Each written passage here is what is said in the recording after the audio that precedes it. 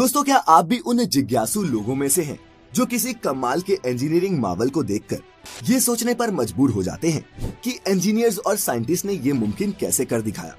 अगर हाँ, तो पानी पर बने ये शानदार पुल तो आपका ध्यान पक्का ही खींचते होंगे। कभी नदी पर तो कभी समुद्र के बीच कैसे सैकड़ों चैलेंजेस से पार पाकर इन नायाब विशालकाय पुलों को बनाया जाता है, जानेंगे मिलकर आज की इस खास वीडियो में।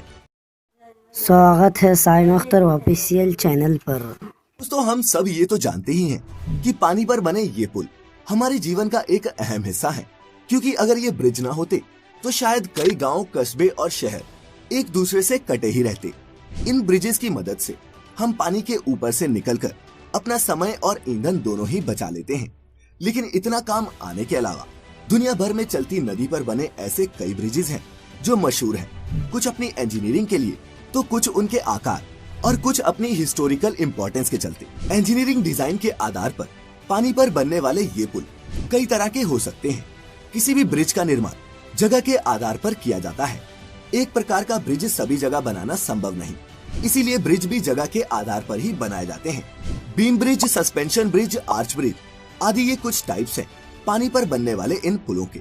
कोई भी पुल तब तक भार सहन कर सकता है जब तक उस पर पड़ने वाला भार डायरेक्ट या फिर इनडायरेक्ट तरीके से जमीन में ट्रांसफर होता रहे।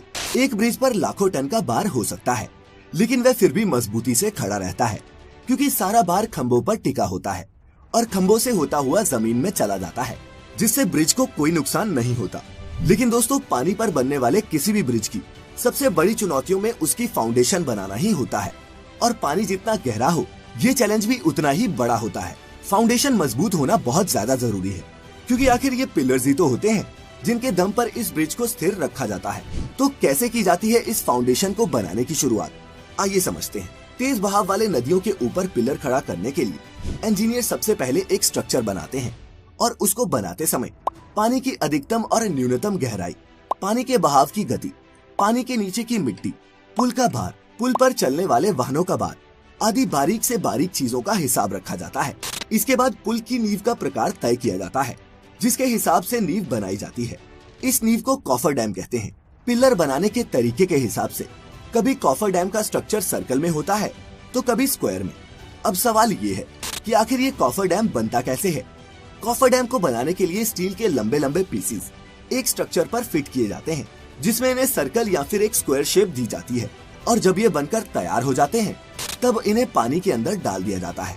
दोस्तों, इस स्टील के स्ट्रक्चर को मशीन की मदद से धीरे धीरे पूरी एहतियात से पानी के अंदर डाला जाता है, ताकि ये उसमें अच्छी तरह से सेट हो जाए।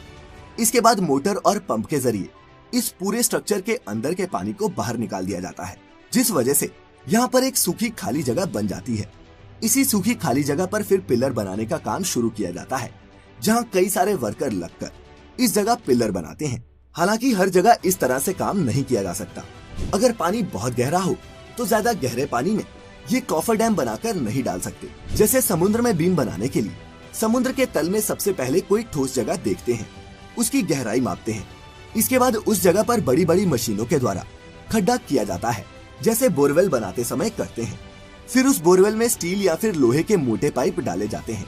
फिर पाइप के अंदर का सारा पानी बाहर निकाला जाता है, जिसके बाद उस पाइप में सीमेंट और कंक्रीट का मिक्सचर भरा जाता है।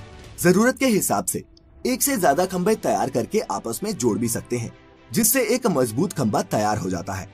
जैसे जैसे खंभे बनते जाते हैं वैसे वैसे उनके ऊपर रोड भी तैयार की जाती है। जब दो खंभे बनकर तैयार हो जाते हैं तब सबसे पहले बड़ी बड़ी मशीनों के द्वारा बड़े बड़े उन खंभों को जोड़ा जाता है, और ये सीमेंट कंक्रीट के ब्लॉक किसी दूसरी जगह पर तैयार होते हैं। ब्रिज का आधा काम बाहर कारखाने में किया जाता है, और आधा काम समुद्र या नदी जहाँ पर पुल बनाया जा रहा हो वहाँ। बड़े बड़े सीमेंट के ब्लॉक्स को समुद्र में ले जाने के लिए बड़ी बड़ी शिप्स को काम में लिया जाता है। वहाँ पहुँचने के बाद क्रेन के द्वारा इन ब्लॉक्स को ऊपर उठाया जाता है, और फिर स्टेप बाय स्टेप ब्रिज का निर्माण किया जाता है। वहीं दोस्तों, कई सिचुएशंस में फ्लोटिंग कॉफर डैम्स भी बनाए जाते हैं, जिसमें या तो उसके नीचे कुछ ऐसी मशीनें फिट कर दी जाती हैं जो पानी के ऊपर तैरती रहती हैं, या फिर जहाज की मदद से इन्हें एक जगह से दूसरी जगह ले जाया जाता है, जिसके बाद इन्हें रोटेट करके पानी के अंदर डाल दिया जाता है। दोस्तों, इस पूरी प्रक्रिया में काफी समय लगता है और ये काम थोड़ा खतरनाक भी होता है। लेकिन दोस्तों, जितने भी लोग इस तरह के काम में लगे होते हैं वो काफी प्रोफेशनल होते हैं। चाहे वो वर्कर हो या फिर इंजीनियर्स, सभी को इन कामों का काफी अनुभव होता है, जिसके बाद ही उन्हें ऐसे जटिल प्रोजेक्ट्स पर काम करने के लिए भेजा जाता है। क्योंकि अगर ये ब्रिज किसी नौसिखिए द्वारा बनाए जाए तो उसका खामियाजा कई लोगों की मौत से भुगतना पड़ सकता है। अब हमारे अपने ही देश के मुंबई शहर में स्थित बांद्रा वर्ली सी लिंक को ही ले लीजिए। इस 5.6 किलोमीटर लंबे स्टील के स्ट्रक्चर को इंजीनियरिंग का बेहतरीन नमूना कहा जाता है, लेकिन पानी के ऊपर इसे बनाना आसान नहीं था। ये एक बहुत ही लंबा और चुनौती भरा सफर था, जिसे 11 सालों की अथक मेहनत और लगभग 1.25 लाख करोड़ के खर्च के बाद हमारे इंजीनियर्स ने पूरा कर दिखाया। तो दोस्तों, अब तक तो आप समझ ही चुके होंगे कि इस तरह के ब्रिज बनाने में इतने पैसे क्यों खर्च होते हैं। ऐसे में ब्रिज बनाने में खर्च के साथ साथ काफी समय भी लग जाता है, लेकिन इसके बावजूद भी कई बार ब्रिज फेल हो जाते हैं। इस चीज से बचने के लिए प्रॉपर तरीके से ब्रिज बनाना बहुत जरूरी होता है और ऐसे में वो सभी एहतियात बरते जाते हैं जो जरूरी हो। तो दोस्तों, आज की इस वीडियो को देखने के बाद आपने पानी पर बनने वाले इन ब्रिजेस के बारे में कुछ नया और इंटरेस्टिंग तो जरूर जाना होगा। इसीलिए इस वीडियो को खुद तक सीमित ना रखें और शेयर करें इस अद्भुत नॉलेज को अपने दोस्तों और रिश्तेदारों के साथ।